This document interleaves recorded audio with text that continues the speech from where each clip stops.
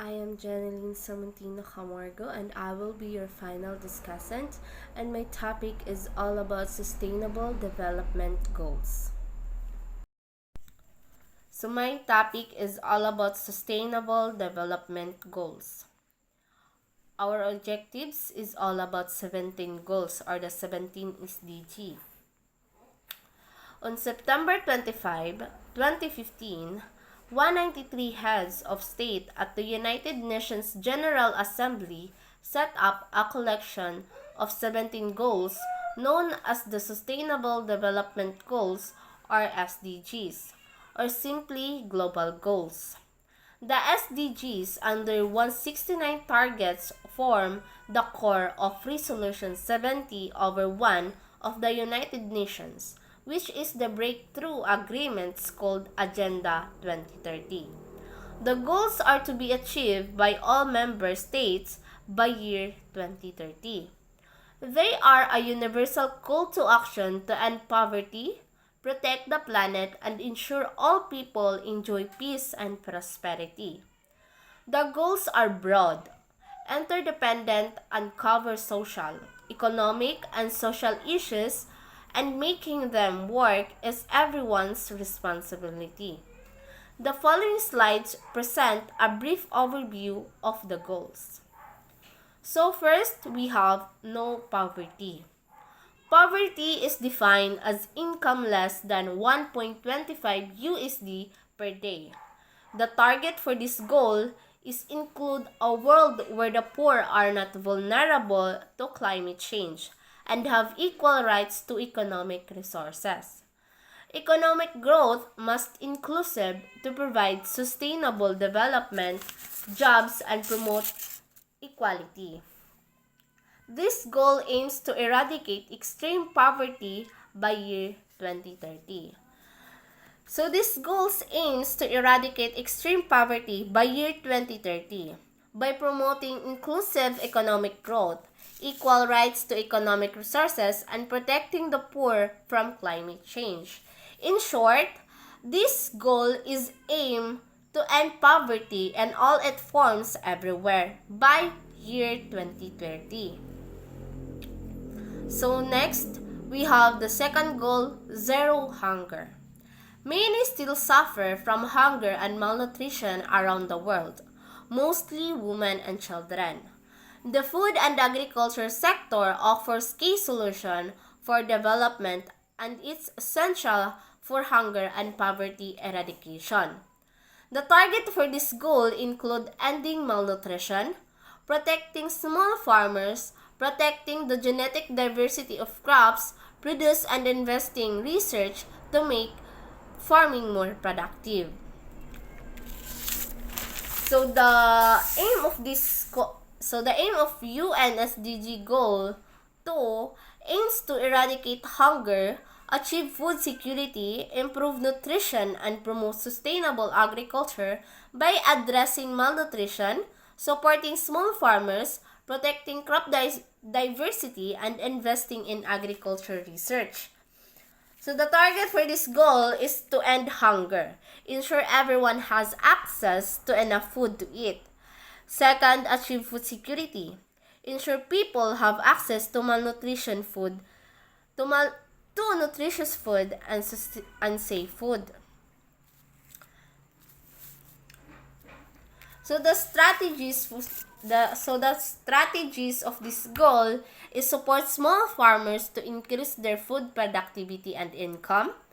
Second is protect crop diversity, preserve the genetic diversity of crops to ensure food security. Third is invest in agriculture research, develop new technologies and practices to improve agriculture productivity. Fourth is promote sustainable food systems, encourage food production, processing, and consumption. So the benefits of these is reduce hunger and malnutrition. Second is increase food security. Third, improve health. And lastly, sustainable agriculture. So next, we have third goal, good health and well-being. Ensuring healthy lives and promoting the well-being for all at all ages is essential to sustainable development. Goal includes goals for universal health coverage, increasing health workforce, reducing illness and death by pollution, comprehensive agenda for tackling a wide range of global health challenges such as AIDS, malaria, tuberculosis. So vaccinate your family to protect them and improve public health. So the goal 3, in short, they aims ensure healthy lives and promote well-being for all at ages by year 2030. So next we have the 4th goal, quality education. Obtaining a quality education is the foundation to improving people's life and sustainable development. Targets for this goal include the need for access university, level education, vocational training, and entrepreneurial skills.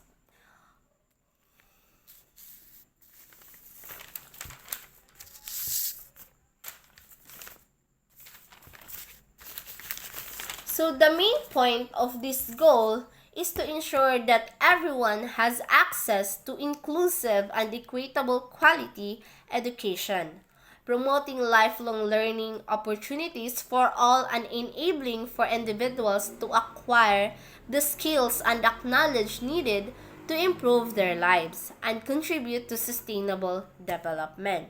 So in short, this goal aim ensure to inclusive and equitable quality education and promote lifelong learning opportunities for all. So we have the 5th goal, gender equality.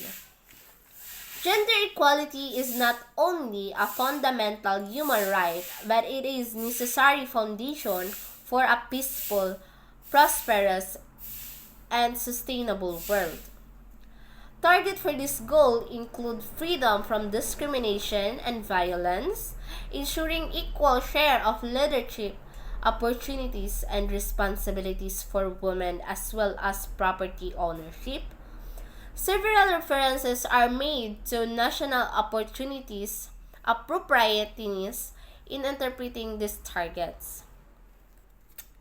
So goal number 5 is to achieve gender equality and improve all women and girls by promoting freedom from discrimination and violence, ensuring equal opportunities and responsibilities, and recognizing their rights to leadership, property ownership, and more. So the target of this goal is to achieve gender equality and empower all women and girls. So next, we have the 6th goal, which is clean water and sanitation. Clean, accessible water for all is an essential part of the world we want to live in. Basic water scarcity affects 40% of world population. Targets of this goal include programs that provides access to basic technologies like toilets or latrines, as well as protecting ecosystem that provides water, so avoid wasting water. So the main target of this goal is to ensure availability and sustainable management of water and sanitation for all.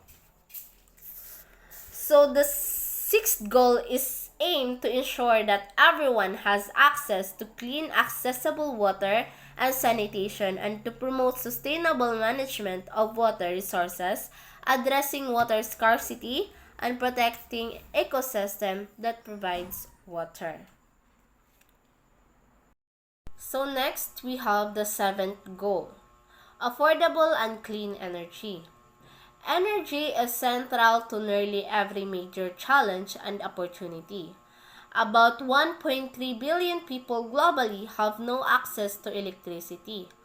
Target for this goal is emphasize a conversion to renewable resources and a dramatic improvement in efficiency everywhere. Use only energy efficient light bulbs or appliances. So the goal number 7 is to ensure that everyone has access to affordable, reliable, sustainable, and modern energy, with a focus on transitioning to renewable energy sources and empowering energy efficiency globally. So in short, the target of this goal is to ensure access and to affordable, reliable, sustainable, and modern energy for all.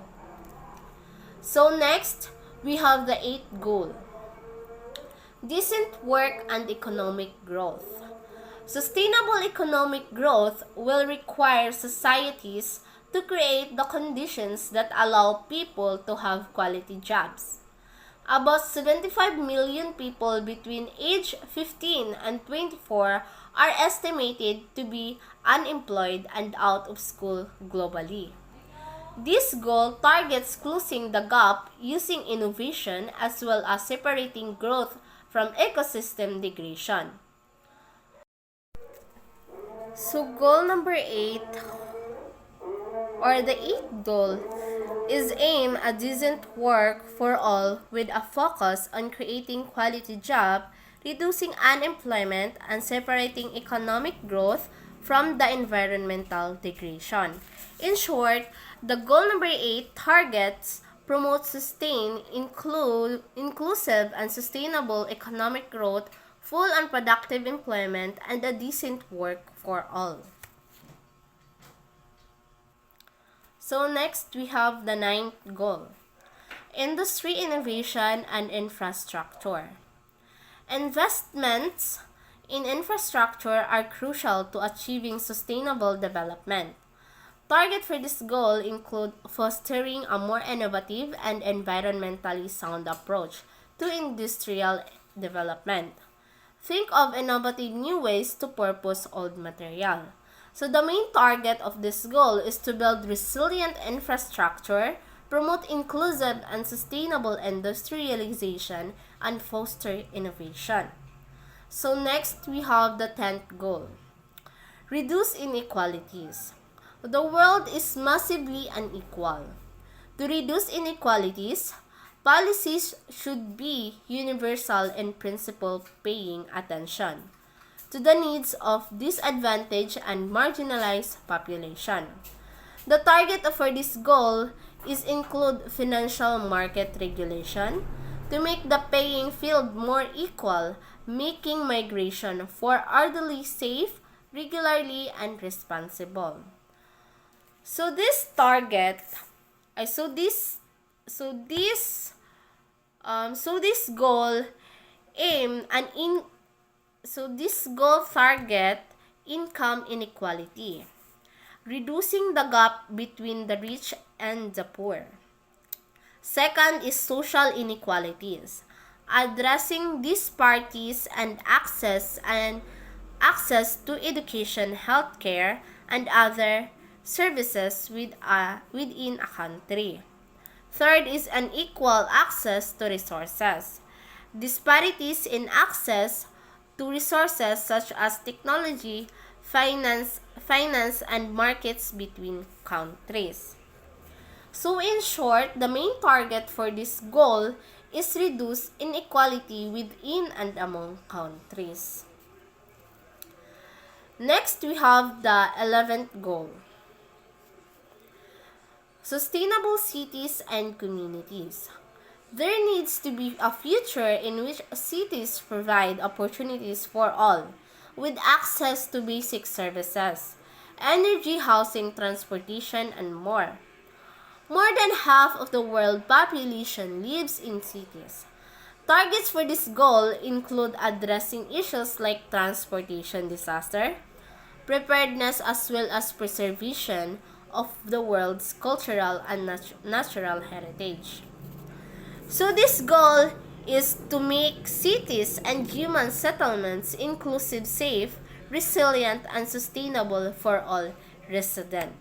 So the main target of this goal is make cities and human settlements inclusive, safe, resilient, and sustainable. So next, we have the 12th goal: responsible consumption and production. This goal targets topics like reducing wastage, corporate sustainable practice, and educating people on the impact of their lifestyle choices. We have recycled paper, glass, plastic, and aluminum. So this goal is to ensure sustainable consumption and production patterns by reducing waste, promoting sustainable practices, and educating people on the environmental impact of their lifestyle choices. So the main target of this goal is to ensure sustainable consumption and production patterns. So next, we have the 13th goal, which is climate action. Climate challenges is a global challenge that affects everyone's everywhere. This goal has an asterisk as it references the Paris Agreement of December 2015, which guides nations to jointly commit to limiting global warming to not to more than 2 degrees Celsius. Educate young people on climate change to put them on a sustainable path early. So this goal is to take action to combat climate change and its impact by limiting global warming to well below 2 degrees Celsius, as outlined in this Paris Agreement, and promoting climate education and awareness. So in short, the main target of this goal is to take urgent action to combat climate change and its impacts. So next, we have the 14th goal, which is life below water. Careful management of these essential global resources is a key feature of a sustainable future. The world's oceans are overfished, underprotected, and stressed from climate change and pollution. The target for this goal include research and learning to find out more about what lies beneath the ocean so as better save them. Avoid plastic bags and keep the ocean safe and clean. So this goal is addressing issues like overfishing, pollution, and climate change, and promoting research and education to protect marine ecosystem. So in short, the target of this goal is conserve and sustainable use the ocean, seas, and marine resources for sustainable development. So next, we have the 15th goal, life on land. Sustainable managed forest combat desertification, halt and remove land degradation, halt biodiversity loss. This goal targets halting the threat to living ecosystem and biodiversity on land. Plant a tree and help protect the environment. So this goal promotes sustainable use of terrestrial ecosystem by addressing issues like deforestation, land degradation, and biodiversity loss, and promoting conservation and restoration efforts. So the main target of this goal is to protect and restore and promote sustainable use of terrestrial ecosystem. So next, we have the 16th goal, which is peace, justice, and strong institutions. Access to justice for all and building effective, accountable institutions at all levels. Target for this goal include reduction of violence, end to torture, reduction of corruption, as well as creation of institutions and governments that work for everyone. Use your right to elect the leaders in your country and local community. So this goal is to promote peaceful and inclusive societies by ensuring access to justice, building effective institutions, and reducing violence and corruption. So in short, the target of this goal is to promote peaceful and inclusive societies for sustainable development. So next, we have the last goal, which is the 17, partnership for the goals. Every country and every sector has a role to play in achieving the SDGs. This goal targets ensuring that countries have what is needed in achieving the rest of the SDGs, such as funds, capacities, and technologies. The goal emphasizes the need for partnership and collaboration. So this goal is to strengthen global partnership and means of implementations to achieve the SDGs by mobilizing resources, capacities, and technologies through collaboration among countries, sectors, and stakeholders. So the main target of this goal is strengthen the means of implementation and revitalize the global partnership for sustainable development. That's all. Thank you.